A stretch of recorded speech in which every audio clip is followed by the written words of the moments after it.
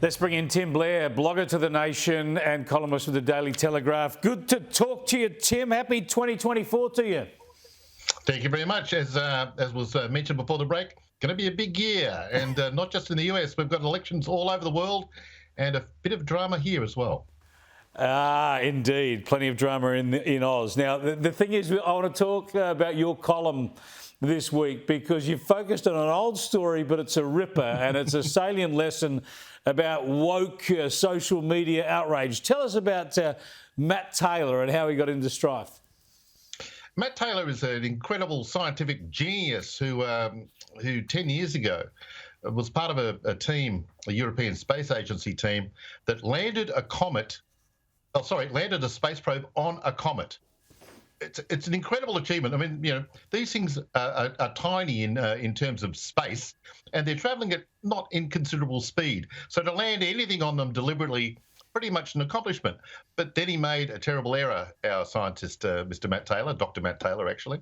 He showed up during the congratulations over all of this and the celebration of this achievement, wearing a shirt identical to the one I'm wearing now. There it is. It featured scantily clad women, Chris. And and then there was a social media pile-on. It's incredible. Yes. Forget about his incredible achievement. He was forced to make an on-air apology. Have a look at it. The shirt I wore this week, I made a big mistake and I've offended many people, and I'm very sorry about this. He was shattered. He broke down in tears. Now, are you going to apologise for wearing the same shirt? I wore this today out at shopping. Went to a couple of supermarkets, and so no one said a thing. No one was upset. No one at all. And it just goes to show that people have different perspectives on these sort of things, and also it shows, I think, that social media outrages are largely confected. They're pretend, they're play acting, and they're all to get a response and to drive people down. And if they can make an accomplished individual break down and weep, so much the better. They love that sort of crap. Yeah, that's the great lesson, is stand up to it. And he shouldn't have apologised, and his organisation should have stood behind him, and the whole nonsense would have gone away. Let me get your thoughts on the Windies. I mean, I've been telling my kids who are cricket tragics just how great the Windies used to be, and they can't quite understand it. Well, they got a bit of a taste of it in Brisbane over the past week. Not just the gutsy win, but the flamboyance, the utter joy of their celebrations. It was just brilliant. It was absolutely fantastic. And you got the feeling that maybe the Australian team slightly underestimated their opponents here, which, again, and it's easy, obviously, in any sort of sporting context, it's easy in hindsight to see where things might have gone wrong.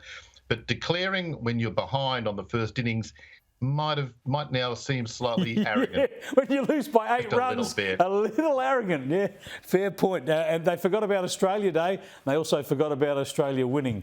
So there you go. Now, well, there is that, but I would say this, Chris. A lot of people are saying, go woke, go broke about the Australian team, and there might be something to that. But back in the 70s and 80s, when we were being smashed by the West Indies week in, week out for years, Australian players had jobs. They had other distractions. So it's not as though this woke stuff is different. I mean, maybe the fact that back in the day players didn't talk about their mortgages or something or so on during press conferences, maybe that's different. But everyone's got distractions all the time. Yeah, look, and I love the Aussie cricketers, and it was a great game. Both sides played really well, but it was just excellent that the Windies were good enough to win it. Really great for cricket around the world. Just very briefly, the BBC is saying that unless you sign up to in their interviews, they'll ask you about diversity, unless you're basically in sync with them on diversity, you don't get a job. And they wonder how groupthink sets in. Well, wouldn't you indicate in that case, if you were in a position to be interviewed by the BBC, that you're part of the very diverse anti-diversity movement? Wouldn't that guarantee you a seat at the table? That you're against their idea of it?